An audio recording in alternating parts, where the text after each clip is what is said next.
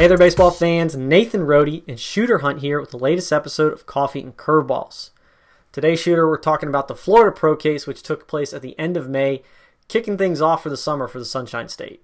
Yeah, I'm so bummed I wasn't able to be at this event in the past. It's always got first rounders at it since Doug Freeman started doing it. It's an outstanding event. He had another quality one with some guys who will definitely be eyeing for day one next year. Certainly so. So let's take a look at some of the highlights, starting with some outfielders. Corey Robinson right away is a guy that stood out. 6'6", 60. I saw him in the spring at the Florida Preseason Classic before things shut down. He ain't scared of velocity as he squared up Alejandro Rosario's 95 for a home run to center field. Absolutely. And then Matthew Previas, another Florida recruit, left-handed hitter. We've talked about him in the past, but put out 6'6", 60, swings it from the left side. Probably a corner guy when it's all said and done, but he's going to fill out even more. There's going to be some power in that left-handed stick. Good athlete, hops on the mound and can pitch there. But I love the upside of the plate from the left side. He's got that speed, so definitely the guy we're going to be talking about. We're looking at MLB Draft 21 now, Rody. Yeah, we definitely are. So obviously when it comes to the draft, you want guys up the middle, and shortstops are up the middle. So we got Drake Varnado, who's from Texas, but IMG Academy. He's running a 6.74, and it sounds like the ball comes off pretty hot at 96. Yeah, Arkansas recruit. He's just shown a real ability to play up in games. Not scared. His name's been out there since he was just entering his freshman year. I can remember seeing him at Alden Community College, just outside of Houston, at his first event. But continues to perform on the national stage. Also a guy who can hop on the bump and throw it pretty good, but he's going to stick on the left side. He's got that athleticism, and the more you watch him in game, the more he produces. So a good one again at IMG Academy. We're going to look at that 21 draft and be talking about Drake Varnado. Another guy that stood out at the Florida Preseason Classic, and again, obviously here at the Procase, is Alex Ulloa, shortstop, committed to Oklahoma State, 6'8" runner. Are we looking at another Christian Cairo? Yeah, and I threw it out to Doug Freeman. Is this kind of like Cairo? Because just the frame, the way he moves in the infield, he's 93 across, 6.85 runner, like you said, big exit velocities as well. So he's producing a lot of that twitchy power. I think he'd stick at shortstop potentially. If not, an offensive-minded second baseman, but the hands play on the infield as well. Oklahoma State recruit. Florida, always bringing a lot of talent. Excellent. Let's move over to the hot corner now, where if you're going to play at the hot corner, you need some power in your offensive profile.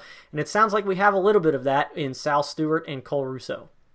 Yeah, and not just those two, also Tommy White, big, powerful third baseman who's one of the big things about him is he produces in games, and it's a big physical frame. That power's there. Sal Stewart, just a 22. He's committed to Vanderbilt. He's coming off a bit of a knee injury. I think he had just banged up a little bit, but I think he still had 2 or 3 hits in games during the Procase against some serious arm, big velo.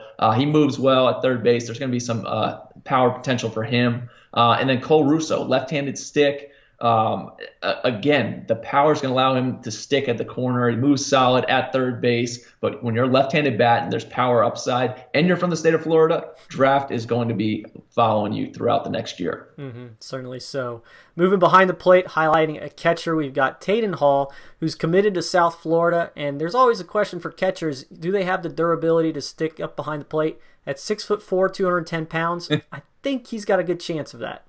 And he carries the weight well. It's an athletic frame, broad shoulders. Obviously, the strength there. Even more is going to be coming. But from the left side, the hands really flow in the approach. There's accuracy of the barrel, works uphill through the zone. Obvious power potential with 100-mile-an-hour exit velocity. Kind of becoming a broken record here with all the power potential in the Sunshine State. But solid behind the plate. He was as low as a 195, but the bat's really going to be a carrying tool for him. And if it's not behind the plate, first base, potentially a left field positioning, but really that left-handed stick's going to be there.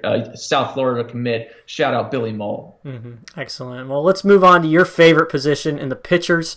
We've got Alden Segee starting us off. He was up to 95, and it sounds like that really kind of accelerated things for him as he committed to UNC shortly after the event. Yeah, it's a quick athletic arm, and I would say he was kind of the name that got the ball rolling on what is recruiting going to be like this summer. Are coaches still watching? What are they going to be doing? Alden Segee let everybody know, hey, the coaches are all locked in still, and they got nothing else to do, so they're going to be following as many players as they can this summer, but a really good athletic-looking arm. Speaking of athletic arms, we've got another right-hander who's up to 95 in Tyler Dietz. Yeah, Dietz is a guy we talked about in the spring before the shutdown. Another Florida commit. He was up to 95. It's a firmer slider, 83 to 85, with a real good split finger pitch. He has that potential to continue to make those jumps. He's just kind of coming together, those movement patterns where he's becoming more confident in them. I think the velo will steadily climb, and he's one of those guys that could figure into the back end of day one and then into early day two potentially next year. Excellent. And then wrapping things up for us, we got Dillon Jacobs, a Florida State recruit who is up to 92, but it sounds like it doesn't stop there as he's got feel for a full arsenal. Yeah, he's got 4 pitches there for strikes. It's a polished delivery. I love the way he gets down the mound, gets that extension. The fastball plays up at the plate, but it's quality delivery and his ability to find a consistent slot. Got some swings and misses on the fastball. I think that's going to continue to climb velocity-wise. And with an arsenal like that, you get together, you put in some big performances in the spring. Another one to watch. He's a Florida State recruit. Excellent. Well, good stuff there. Be sure to stay tuned to PrepBaseballReport.com as Doug and his guys will have more analysis from the Procase. But as always, for Shooter Hunt, I'm Nathan Rohde. This was Coffee and Curveballs. And until next time, we'll see you guys at the ballpark.